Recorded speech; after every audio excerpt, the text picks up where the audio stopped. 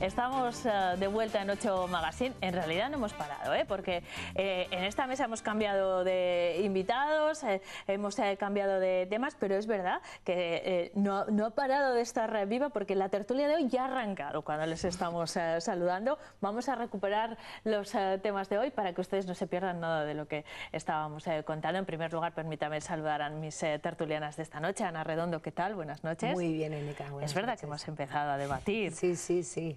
No sé si mantendremos el tono, igual lo bajamos un poco. Yo creo que sí, vamos a relajarnos. Bien, vamos a relajarnos. Mar González, ¿cómo estás?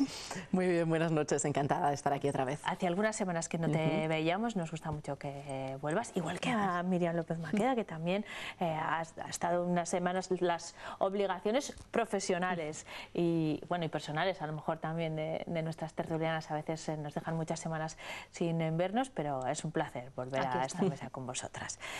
Vamos a hablar, no he conseguido poner un título al tema de hoy, pero todo ha surgido a raíz de una noticia que han compartido mis tertulianas y que está ocurriendo y se está debatiendo en Francia en este momento.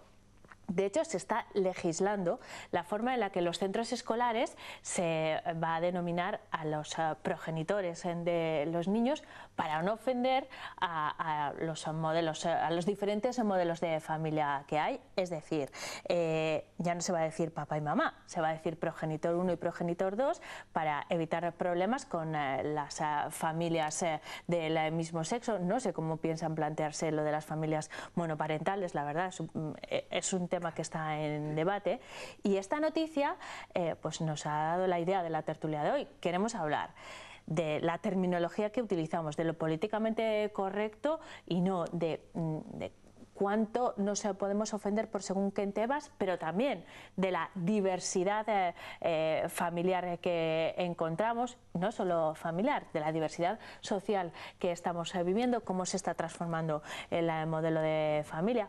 ¿Cuánto tiene que intervenir en eso la administración, sea estatal, autonómica, en fin, como sea, como está ocurriendo en Francia? Me gustaría empezar justo por ahí, si os parece, Ana. ¿Tú crees que es un tema que hay que legislar? Por ejemplo, ¿cómo tiene que referirse un centro escolar a los padres, a los progenitores de sus alumnos? Yo creo que cuando intervienen las leyes para proteger ciertas cosas es precisamente porque no somos capaces de hacerlo nosotros mismos con naturalidad. Yo creo que si han dicho de quitar papá y mamá y decir progenitor 1, progenitor 2, yo, desde mi humilde opinión, pues a mí no me parece la mejor terminología. Me parece Perdona un segundo que te interrumpa, Ana. Es que me he equivocado en la terminología, no es progenitor 1 y 2, van a usar padre 1 y 2. Sí. Usando padre, que también aquí habría otro debate, ¿no? Porque habría algún sector que se puede ofender porque ya no es lenguaje inclusivo. Exactamente. Sí. O sea, que la terminología en realidad es importante. Yo no sé si eso está totalmente desarrollado y aprobado. No, todavía no. A mí no me parece la mejor idea. A mí me parece que una buena idea es dar unas clases de diversidad familiar para el que no conozca o no tenga en su entorno familias monoparentales del mismo sexo, pues familias diversas que hoy en día existen y que tenemos que tratar con naturalidad. Y si se diesen esas clases, pues no habría que legislar nada si todos lo tratásemos con naturalidad. Mar, ¿tú qué piensas? Hombre, yo coincido bastante y sobre todo por el hecho, estamos hablando del ámbito educativo, quizás deberíamos preguntarles a nuestros hijos, creo que los niños son los primeros en incluir toda la diversidad con normalidad cuando conviven con ella. Ellos le dan sus propias explicaciones antes de que lleguemos los mayores a ponerles nombre a las cosas. Eso por una parte. Y por otra, todo el tema que hay ahora con las terminologías de las cosas, con cambiarlas, con adaptarlas, con lenguajes inclusivos. Yo creo que el problema no está tanto en el lenguaje como en lo que hay detrás del lenguaje. Más sensibilización y menos centrarnos en la polémica de si lo llamo de esta manera o lo llamo de otra. Si lo integras y lo analizas correctamente, creo que es más importante. Miriam.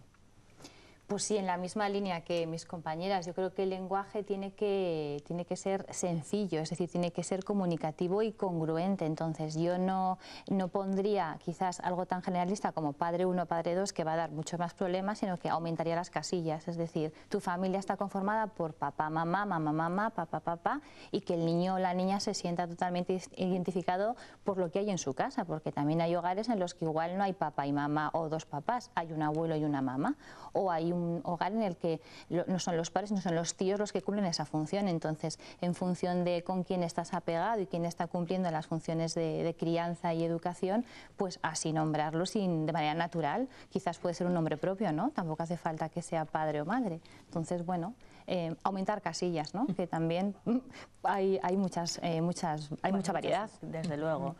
A mí me ha sorprendido que en un país como Francia se esté debatiendo este tema. Y no sé qué ocurrirá en España. Yo no creo que, tal y como está la legislación, no cabe, ¿no? Porque el matrimonio homosexual está aprobado hace mucho tiempo y perfectamente integrado en la sociedad, igual que la adopción. Bueno, creo que no cabe el debate. ¿Vosotros creéis que esto se podría trasladar aquí? Pues yo tengo que decir que a nivel de derecho de familia en Francia nos condiciona bastante. Han cambiado varios conceptos, por ejemplo, la casa nido que conocemos y que hacía 10 años era desconocida en España, viene de Francia y se ha instalado en España. Entonces puede condicionar o puede influir, no sé si llegará a ponerse aquí, pero yo no creo que vaya a funcionar tampoco en Francia, o va a crear más debate o más confusión quizás, pero sí que es verdad que en derecho de familia nos ha condicionado algo, ¿eh? ¿Vosotras qué por aportar ese dato? Sí, no, pero ¿crees que es extrapolable esa situación?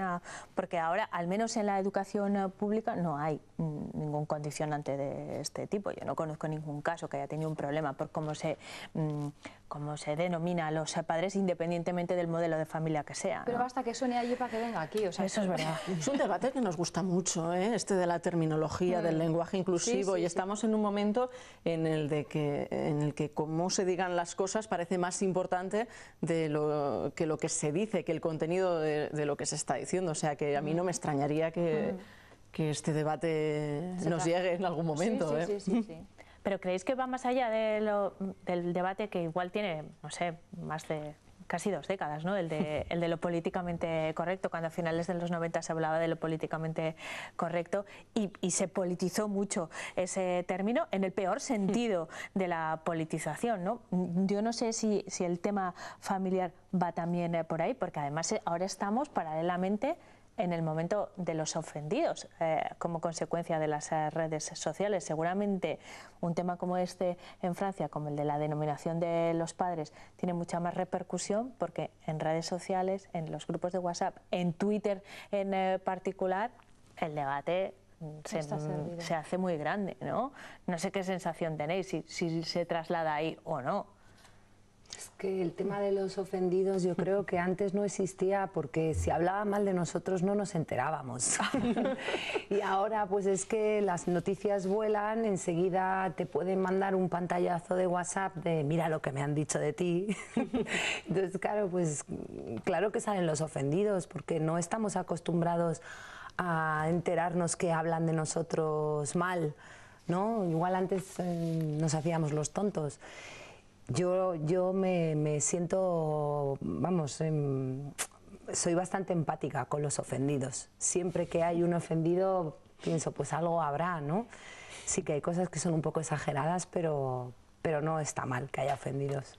Bueno, yo soy más de hay que tener un poco de espalda ancha y un poco... creo que hemos llegado a extremos.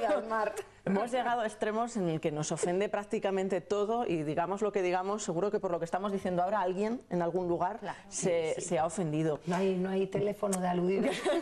El problema es justamente ese, es el feedback, no que alguien se ofenda, porque eso siempre ha ocurrido, sino que a través de Twitter, por ejemplo, puede tener un altavoz y no solo eso, hay gente que con la impunidad bueno, no sé si impunidad, porque tampoco es un delito, pero con la poca repercusión que tiene ir contra algo en redes sociales y a la vez crece mucho el debate, pues ese ejercicio es más frecuente que hace unos años cuando no había el feedback a través de las redes sociales, ¿no?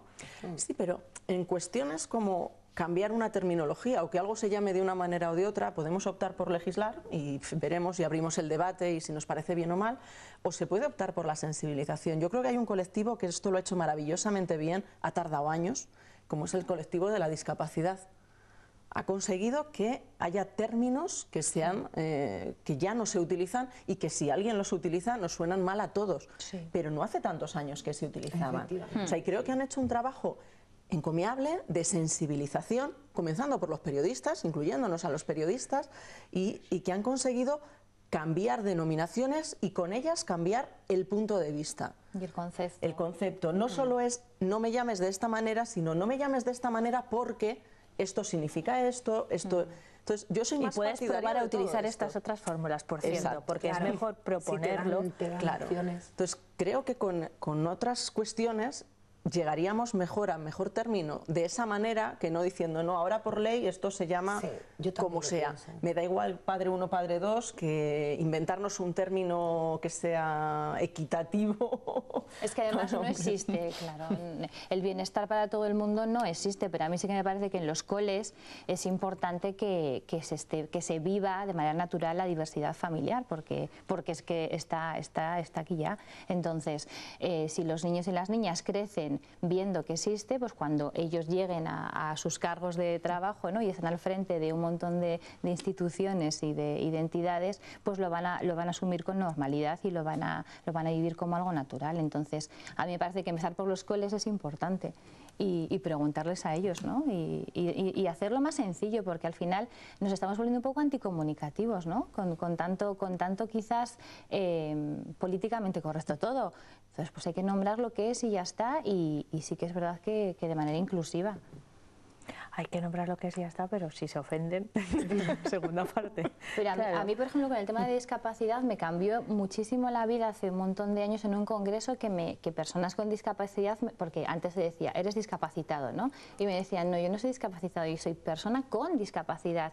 Y parece una bobada, pero ya ves a la persona y ves luego la discapacidad, mientras que si tú llamas a alguien discapacitado es como un todo, ¿no? Sí, y me cambió por completo, igual que sordos, no existen los sordomudos, existen los sordos. Los sordomudos son los que no tendrían posibilidad de emitir ningún sonido. Entonces, a mí el lenguaje me parece muy importante, pero tiene que ser sencillo, comunicativo, congruente y pues bueno, alegre también, porque claro, hacer una inscripción progenitor 1, progenitor 2, pues igual... Fíjate, en Francia uno de los problemas es quién es el uno y quién es el otro. Claro. Pues, ¿y si solo hay uno? ¿Y si solo hay uno? Se está complicando, claro. Pero que 1 y 2 no significa que uno vaya por... Que también, es que sentirse ofendido por eso, quiero decir, es como el debate del orden de los apellidos. Pues como los apellidos exactamente igual, claro.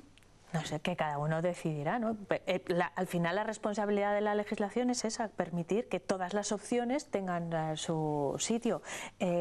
Quería volver al tema del cole y la educación inclusiva desde el punto de vista más amplio, no solo desde el familiar. Yo tengo la sensación de que eso sí se lleva a cabo con carácter general, ¿eh? No sé cuál es vuestra experiencia en ese sentido. Yo creo que no. ¿Tú crees que no? Yo creo que no. Yo sigo escuchando comentarios de niños muy pequeños. Pues eso, además es que es un producto de una educación adultista. O sea, es que todavía los adultos les decimos a los niños pequeños, ¿tienes novio? ¿Tienes novia? Es que eso es muy fuerte.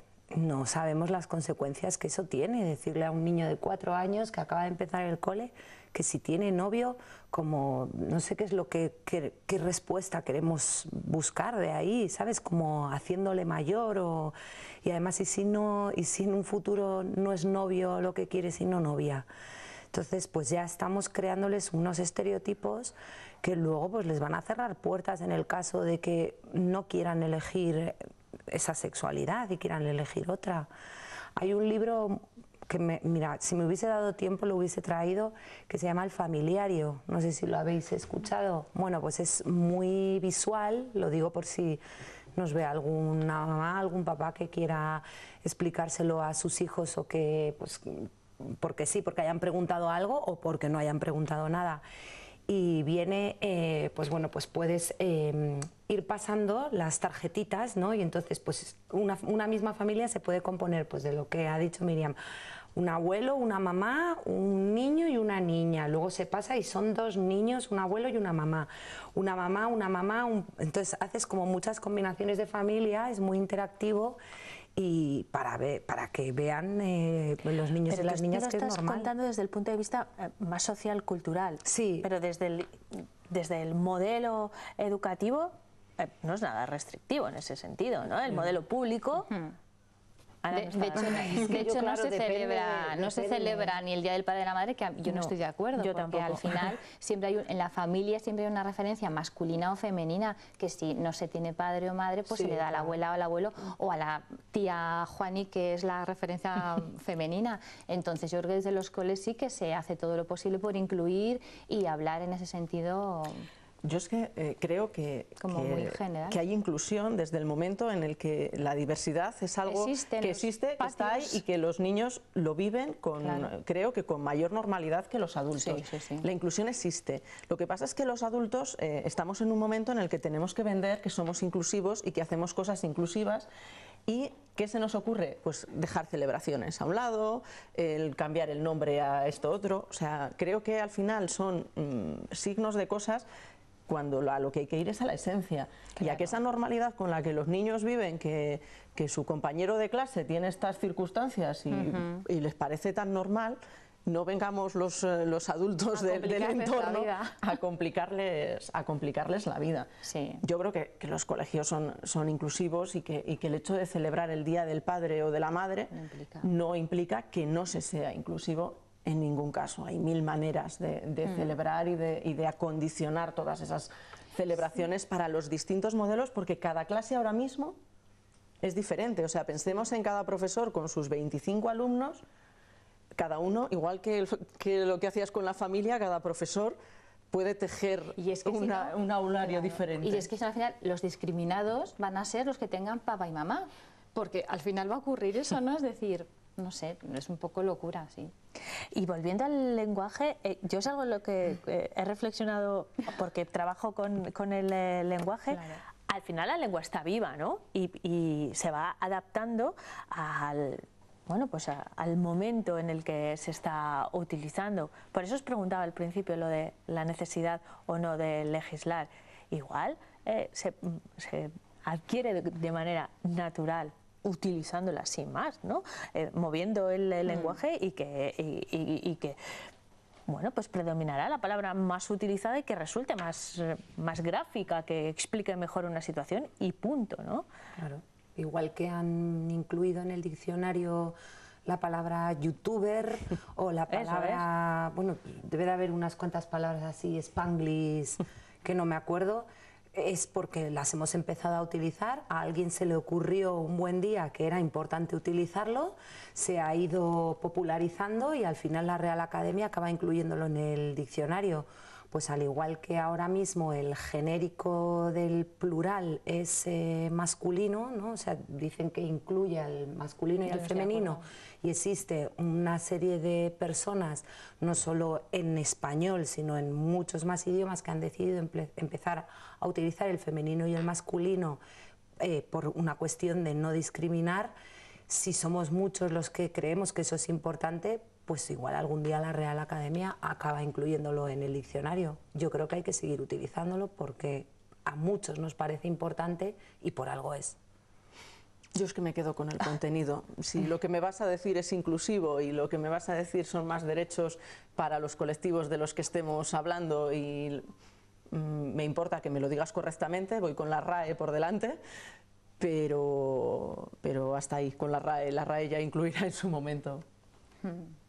A mí sí, a mí me parece muy importante el lenguaje, pero insisto, que no sea anticomunicativo y que al final ayude a favorecer el diálogo, no a debatirlo y a complicarlo más, ¿no? Que es lo que parece que está ocurriendo.